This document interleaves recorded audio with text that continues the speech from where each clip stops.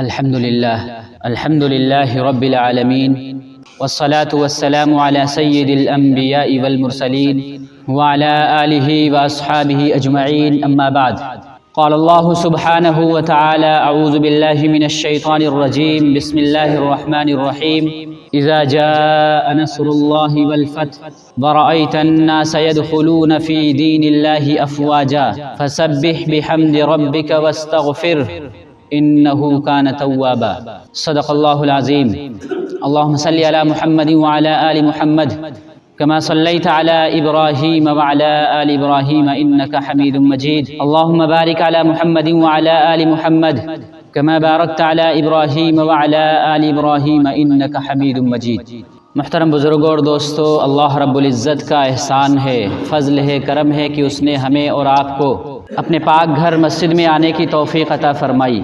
ابھی میں نے آپ حضرات کے سامنے قرآن مقدس کی ایک بہت ہی مشہور سورت سورہ نصر کی تلاوت کی ہے۔ پچھلے کئی جمعوں سے میں آپ حضرات کے سامنے ان صورتوں کا ترجمہ اور مختصر تشریح پیش کر رہا ہوں جو ہم سب بکثرت نمازوں میں پڑھتے ہیں۔ سب سے پہلے تو سورہ ناس اور سورہ فلق کا ترجمہ اور اس کی مختصر تشریح پیش کی، اس کے بعد سورہ اخلاص، پھر سورہ لہب، اور آج میں نے آپ حضرات کے سامنے سورہ نصر پڑھی ہے۔ ان کو پیش کرنے کا مطلب اور مقصد یہ ہے کہ یہ جو صورتیں ہیں چھوٹی چھوٹی، ان کا ہمیں مفہوم معلوم ہو، ان کا ہمیں مطلب معلوم ہو، ان کا ہمیں ترجمہ معلوم ہو، کیونکہ ہم ان کو اکثر نمازوں میں پڑھتے ہیں۔ سورہ ناس اور سورہ فلق کی میں نے تشریح بیان کی تھی۔ سورہ ناس اور سورہ فلق کو معوذتین بھی کہتے ہیں۔ ان دو صورتوں میں اللہ تبارک و تعالیٰ کی پناہ مانگی گئی تھی، شرور سے، فتن سے، کہ اللہ ہمیں بچا لے جناتوں کے شرارتوں سے، انسانوں کی شرارتوں سے، آفتوں سے، جادو سے، بلاؤں سے۔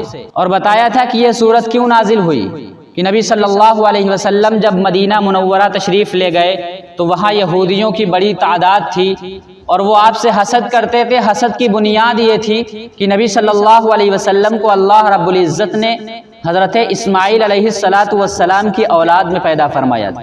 ان کا مقصد یہ تھا اور ان کی منشا یہ تھی کہ جتنے بھی انبیاء علیہ السلام آئے ہیں وہ یعقوب علیہ السلام کی نسل سے آئے ہیں، تو یہ ابراہیم اور اسماعیل علیہ السلام کی نسل سے کیوں آ گئے؟ ان کو حسد تھا۔ اسی حسد کی بنا پر ایک یہودی لبید بن عاصم نے نبی اکرم صلی اللہ علیہ وسلم پر جادو کیا اور نبی صلی اللہ علیہ وسلم کی طبیعت بوجھل رہنے لگی۔ پھر نبی صلی اللہ علیہ وسلم کو اللہ تبارک و تعالیٰ نے خواب کے ذریعے سے بتلایا کہ کس نے جادو کیا ہے اور کہاں کیا ہے۔ اس کے بعد یہ دو صورتیں نازل ہوئی۔ اس کے بعد سورہ اخلاص کی میں نے تشریح کی تھی کہ سورہ اخلاص کیوں نازل ہوئی۔ جب اللہ تبارک و تعالیٰ نے اپنی الوہیت کا اعلان کروایا نبی صلی اللہ علیہ وسلم سے اور فرمایا کہ بتا دو ان سب کو کہ اللہ ایک ہے، اسی کی عبادت ہوگی، تو مشرکین مکہ نے نبی صلی اللہ علیہ وسلم پہ سوالات کیے کہ اللہ کا حسب نسب کیا ہے، کس خاندان سے ہے، آپ کا بیٹا کون ہے، آپ کا باپ کون ہے، مختصر۔ تو اللہ تبارک و تعالیٰ نے یہ سورت نازل فرمائی کہ قل هو اللہ احد اللہ الصمد۔ اس کے بعد سورہ لہب کی میں نے تشریح کی تھی کہ اللہ تبارک و تعالیٰ نے جب نبی صلی اللہ علیہ وسلم کو حکم فرمایا کہ آپ اب علی اعلان اللہ کی وحدانیت کو بتائیے، اللہ کے ایک ہونے کو بتائیے۔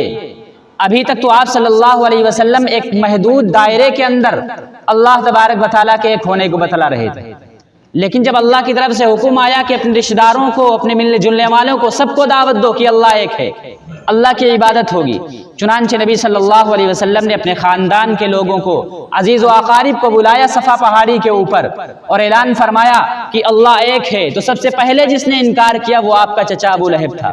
اس نے آپ صلی اللہ علیہ وسلم کو بد دعا دی کہ تبن لک یا محمد، اے محمد تو نے مجھے اسی لیے جمع کیا تھا، تیرے ہاتھ ٹوٹ جائیں، وہ ہلاک ہو جائے۔ تو اللہ تبارک و تعالیٰ نے اس کے جواب میں یہ سورت نازل فرمائی تبت یدا ابی لہب وتب، کہ اے ابو لہب تو ہی ہلاک ہو جائے گا، اور وہ ہلاک ہو گیا۔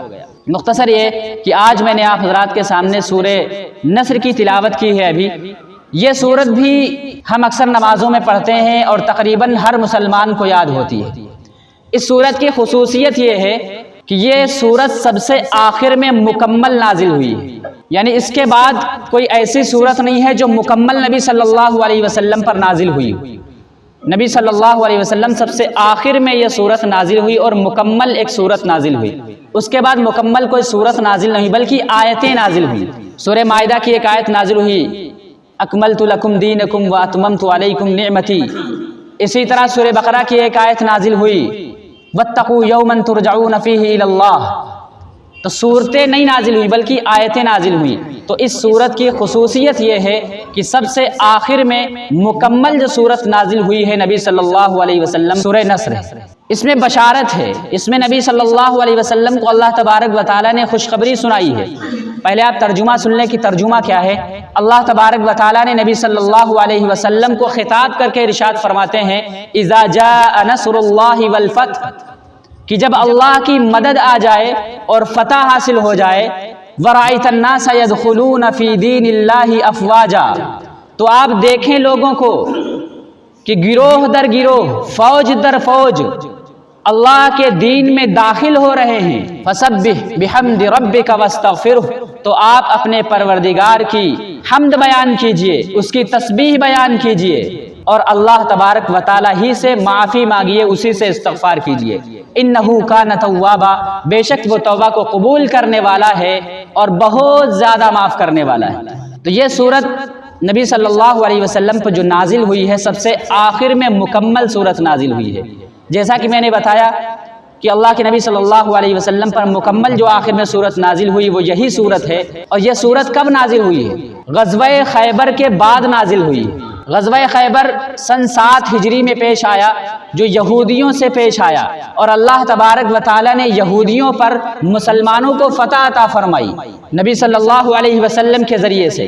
کیونکہ یہ خیبر ایک جگہ کا نام ہے، خیبر ایک علاقے کا نام ہے جہاں یہودی رہا کرتے تھے. یہودیوں کا گڑھ تھا، یہودیوں کا علاقہ تھا، اور وہاں سے وہ لوگ مسلمانوں کے خلاف اور نبی صلی اللہ علیہ وسلم کے خلاف سازشیں کیا کرتے تھے، تدبیریں کیا کرتے تھے کہ کس طرح مسلمانوں کو اور نبی صلی اللہ علیہ وسلم کو پریشان کیا جائے، آپ کو ستایا جائے، آپ کو تکلیفیں دی جائے. تو اللہ تبارک و تعالیٰ نے اس سورت کے اندر خوشخبری دی ہے، پیشن گوئی کی ہے کہ عنقریب اللہ کی مدد آنے والی ہے، عنقریب فتح حاصل ہونے والی ہے. اور فتح سے مراد کیا ہے کہ مکہ فتح ہونے والا ہے. عنقریب مکہ کی فتح ہوگی. مکہ وہ زمین ہے جہاں نبی صلی اللہ علیہ وسلم پیدا ہوئے، جہاں نبی اکرم صلی اللہ علیہ وسلم تشریف لائے، اور نبی صلی اللہ علیہ وسلم کے لیے وہ زمین تنگ کر دی گئی. سارے مسلمانوں کے لیے اس زمین کو تنگ کر دیا گیا، یہاں تک کہ آپ صلی اللہ علیہ وسلم کو مکہ چھوڑنے پر مجبور کر دیا گیا اور آپ مدینہ تشریف لے گئے. یہ وہ مکہ کی زمین ہے جہاں مسلمان اللہ کا پیغام پہنچاتے لوگوں کو تو ان کے اوپر کوڑے برسائے جاتے. اگر اللہ کا کوئی نام لیتا تو اس کو جلتی ہوئی آگ میں ڈال دیا جاتا. اگر اللہ کی توحید کی کوئی بات کرتا تو اس کو جلتی اور تپتی ہوئی ریت پر لٹا دیا جاتا. طرح طرح کی تکلیفیں دی جاتی. تو اللہ تبارک و تعالی نے خوشخبری دی ہے کہ اے نبی صلی اللہ علیہ وسلم، عنقریب اللہ کی مدد آنے والی ہے اور مکہ فتح ہونے والا ہے. چنانچہ ایسا موقع آیا کہ مکہ فتح ہوا. مکہ فتح ہوا تو نبی صلی اللہ علیہ وسلم نے لوگوں کو معاف فرما دیا جو آپ کو پریشان کرتے رہتے تھے، آپ کے در پہ رہتے تھے کہ کس طریقے سے آپ کو تکلیف دی جائے. جب مکہ فتح ہوا تو آپ کے سامنے مشرکین مکہ آئے، سردار مکہ آئے، نبی صلی اللہ علیہ وسلم نے سب کو معاف فرما دیا. وہاں جو قبیلے آباد تھے، بہت زیادہ قبیلے تھے، ان کو نبی صلی اللہ علیہ وسلم کی نبوت پر یقین ہو گیا تھا، نبی صلی اللہ علیہ وسلم کے معجزات پر یقین ہو گیا تھا. نبی صلی اللہ علیہ وسلم اللہ کے نبی ہیں، اس بات پر ان کو یقین تھا، مگر وہ ایمان نہیں لا رہے تھے. کیوں؟ کیونکہ مکہ کے اندر بڑے بڑے سردار تھے، مکہ کے اندر بڑے بڑے رہبر تھے جو ان کو رہبر مانتے تھے، سردار مانتے تھے. ان کی ڈر کی وجہ سے بہت سارے قبیلے ایمان لانے سے رکے ہوئے تھے اور وہ ایمان نہیں لا رہے تھے. کیوں؟ کیونکہ مکہ کے جو بڑے بڑے سردار ہیں وہ ہم سے ناراض ہو جائیں گے، وہ خفا ہو جائیں گے. لیکن جب نبی صلی اللہ علیہ وسلم نے مکہ فتح کر لیا تو قبیلے کے قبیلے، جوق در جوق، فوج در فوج نبی صلی اللہ علیہ وسلم کے پاس آئے اور اسلام قبول کر لیا. جب مکہ فتح ہو گیا تو نبی صلی اللہ علیہ وسلم نے جو سب پہلا حکم دیا، حضرت بلال رضی اللہ تعالیٰ عنہ کو بلایا اور فرمایا کہ بیت اللہ کی چھت پہ چڑھ جاؤ اور اللہ کا نعرہ بلند کرو، یعنی اذان دو، اللہ اکبر اللہ اکبر، اللہ سب سے بڑا ہے، اللہ سب سے بڑا ہے. چنانچہ مکہ کے اندر بلال رضی اللہ تعالیٰ عنہ کی اذان گونجی اور نبی صلی اللہ علیہ وسلم نے سب کو معاف فرما دیا۔ نبی صلی اللہ علیہ وسلم کے سامنے بڑے بڑے قریش آئے، مکہ کے سردار آئے، وہ سمجھتے تھے کہ آج تو ہم سے بدلہ لیا جائے گا، آج تو ہم سے انتقام لیا جائے گا، کہ ہم نے تو آج تک ان کے خلاف سازشیں کی ہیں، ہم نے تو قتل کے منصوبے بنائے ہیں، ان کی گرفتاری کے منصوبے بنائے ہیں، آج تو ہمیں بخشا نہیں جائے گا۔ لیکن نبی صلی اللہ علیہ وسلم نے فرمایا کہ آج جو بھی مکہ المکرمہ کے اندر، جو بھی مسجد حرام میں آ جائے گا اس کو امن ہے، جو بھی دروازہ بند کر لے گا اس کو امن ہے، جو بھی ابو سفیان کے گھر میں داخل ہو جائے گا اس کو امن ہے، جو بھی ہتھیار ڈال دے گا اس کو امن ہے۔ معافی کا اعلان ہو گیا، عام معافی کا، کہ سب کو بخش دیا گیا ہے۔ یہ نبی صلی اللہ علیہ وسلم کا ظرف تھا، کوئی اور ہوتا تو بدلہ لیتا، مکے کے اندر خون کی ندیاں بہہ جاتی، لیکن یہ تو نبی صلی اللہ علیہ وسلم تھے رحمت للعالمین، جن کو اللہ تبارک و تعالی نے فرمایا ہے۔ تو نبی صلی اللہ علیہ وسلم نے جب مکہ کو فتح کر لیا، کوئی اور ہوتا تو مکے میں کس طرح داخل ہوتا؟ اکڑتا ہوا داخل ہوتا، اتراتا ہوا داخل ہوتا، گرجتا ہوا داخل ہوتا، سینے کو تان کر داخل ہوتا۔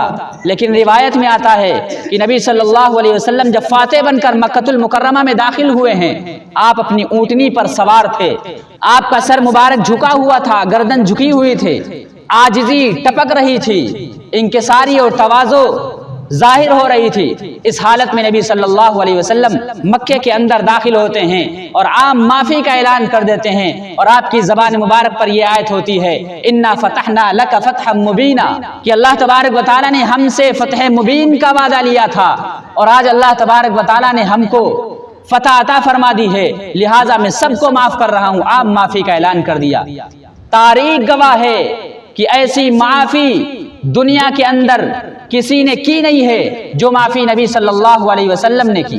تاریخ اٹھا کر دیکھیے کہ ایسا ظرف والا کبھی تاریخ میں ملے گا نہیں کہ نبی صلی اللہ علیہ وسلم جن کے خلاف سازشیں ہو رہی تھی قتل کرنے کی، وہ جب فاتح بن کے آتا ہے، جب حاکم بن کے آتا ہے، جب اس کے پاس طاقت آ جاتی ہے، تو طاقت آنے کے باوجود وہ لوگوں سے انتقام نہیں لیتا، وہ لوگوں سے بدلہ نہیں لیتا، وہ لوگوں کو قتل نہیں کرواتا، وہ لوگوں کے ساتھ ناانصافی نہیں کرتا ہے، بلکہ عام طور پر معافی کا اعلان ہو جاتا ہے کہ آج ہم نے سب کو بخش دیا ہے، سب کو معاف کر دیا ہے۔ تو اللہ تبارک و تعالیٰ نے اس آیت کے اندر نبی صلی اللہ علیہ وسلم سے وعدہ کیا تھا کہ اذا جاء نصر اللہ والفتح، ان قریب اللہ کی مدد آنے والی ہے اور فتح آپ کو حاصل ہوگی، اور آپ کے پاس لوگ جوخ در جوخ، فوج در فوج آئیں گے، آپ کی خدمت میں حاضر ہوں گے اور وہ اسلام قبول کریں گے۔ چنانچہ ایسا ہی ہوا کہ نبی صلی اللہ علیہ وسلم جب مکہ مکرمہ میں فاتح بن کر گئے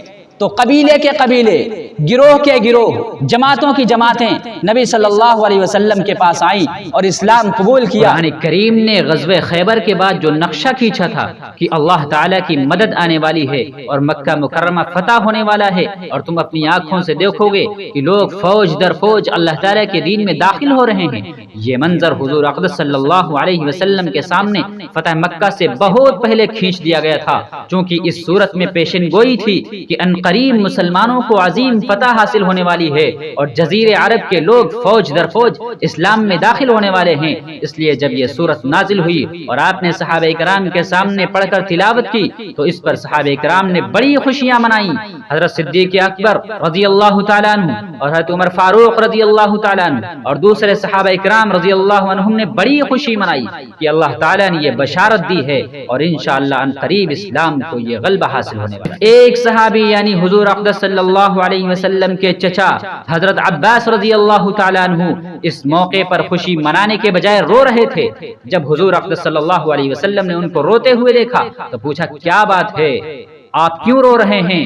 انہوں نے فرمایا کہ اس صورت میں اس طرف اشارہ ہو رہا ہے کہ اب آپ کے اس دنیا سے جانے کا وقت قریب آ گیا ہے، اس لیے کہ آپ کو اللہ تعالیٰ نے دنیا میں اس لیے بھیجا تھا تاکہ مسلمانوں کو غلبہ حاصل ہو جائے، اسلام کو غلبہ حاصل ہو جائے اور اسلام پھیل جائے۔ اور اللہ تعالیٰ نے اس صورت میں فرما دیا کہ ان قریب وہ وقت آنے والا ہے، یعنی آپ کے دنیا میں تشریف لانے کا مقصد پورا ہونے والا ہے، اور جب آپ کے دنیا میں تشریف لانے کا مقصد پورا ہو جائے گا یقیناً اس کے بعد اللہ تعالیٰ آپ کو زیادہ عرصے تک اپنے پاس اپنے سے دور نہیں رکھیں گے اور آپ کو اپنے پاس بلا لیں گے۔ اسی وجہ سے آپ کو حمد اور تسبیح اور استغفار کی تلقین کی گئی ہے۔ معلوم ہو رہا ہے کہ آپ کے دنیا سے تشریف لے جانے کا وقت قریب آ رہا ہے، میں اس لیے رو رہا ہوں۔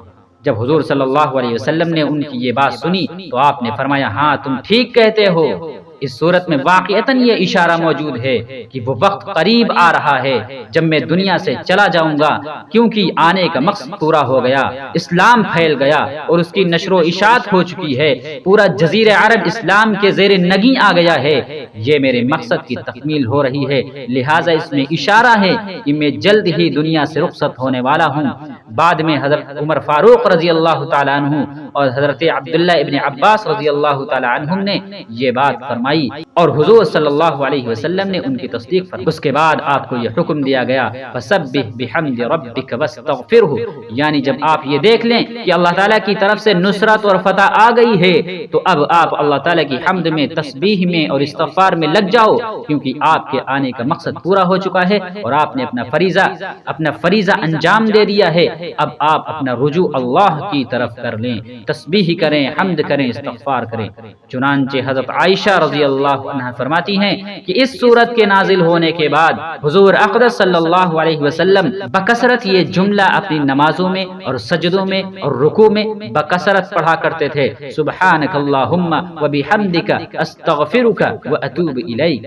چونکہ اس سورت میں آپ کو حکم دیا گیا تھا کہ تسبیح کرو، اس کی تعمیل میں آپ سبحانک اللہم فرماتے، آپ کو حکم دیا گیا تھا کہ حمد کرو، اس کی تعمیل میں وبحمدک فرماتے، آپ کو حکم دیا گیا تھا کہ استغفار کرو، اس کی تعمیل میں آپ استغفر اللہ واتوب الیہ فرماتے۔ یہاں سے اسلام کا بول بالا ہوا تو اللہ تبارک و تعالیٰ نے اس میں یہ مختصر سا قصہ بیان فرمایا ہے جو میں نے بہت ہی مختصر انداز میں آپ حضرات کے سامنے پیش کیا ہے۔ اللہ تبارک و تعالیٰ کہنے سننے سے عمل کی توفیق عطا فرمائے۔